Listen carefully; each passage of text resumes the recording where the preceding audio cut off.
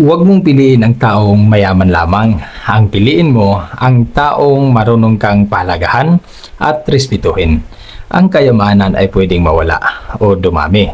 Pero ang mabuting pag-uugali at tunay na pagmamahal ang nagbibigay ng matatag at masayang pagsasama. Kaya naman sa video na ito pag-uusapan natin ang advantage at ang disadvantage kung sakaling mayaman ang maging asawa mo. Kung gusto mo ang topic na ito, stay tuned in lang at sigurado akong may matutunan ka sa topic na ito. At isingit ko na lang, baka isa ka sa mga taong may matinding problema sa ngayon, problema sa relasyon, problema sa personal na buhay, at naghahanap ka ng makausap o mag-alalay sa iyo. Pwede akong makatulong sa iyo. Libre lang po ito kung wala kang pambayad. At kung sakaling mapagaan ko ang loob mo sa simpleng payo, at kusa kang mag-abot ng pangkapi kay kuya mo, siyempre pasasalamatan ko ito. At para hindi na tayo tumagal pa, narito na ang 5 advantage kung ang karelasyon o mapapangasawa mo ay mayaman.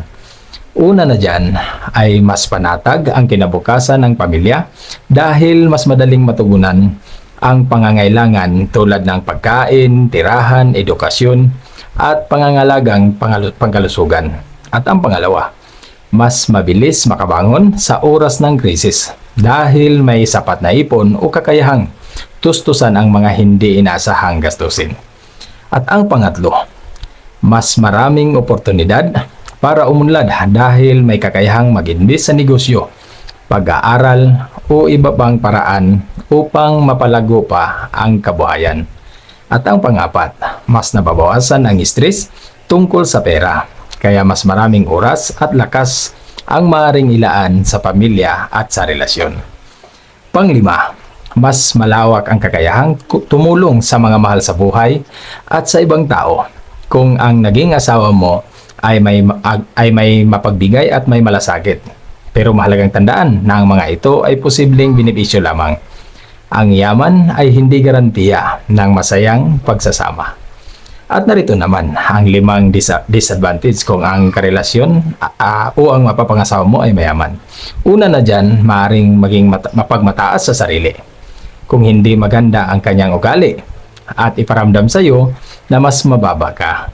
Pangalawa, posibleng pakialaman ng pamilya niya ang inyong relasyon, lalo na kung hindi sila sang-ayon sa iyo.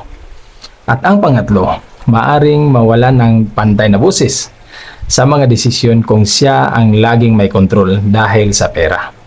Halimbawa nito ay maging sunod-sunuran ka na lang.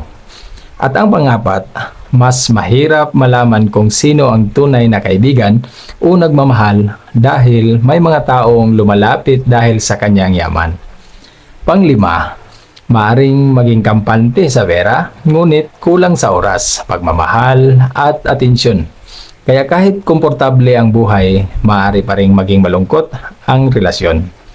At ngayon, sigurado ako na napaisip ka rin kung paano naman kung mayaman na at maganda pa ang ugali. Kung ang napangasawa mo ay mayaman at may magandang ugali, may tuturing itong biyaya at swerte. Ngunit ang pinakamahalaga ay hindi ang yaman niya, kundi ang paraan ng pagtrato niya sa iyo.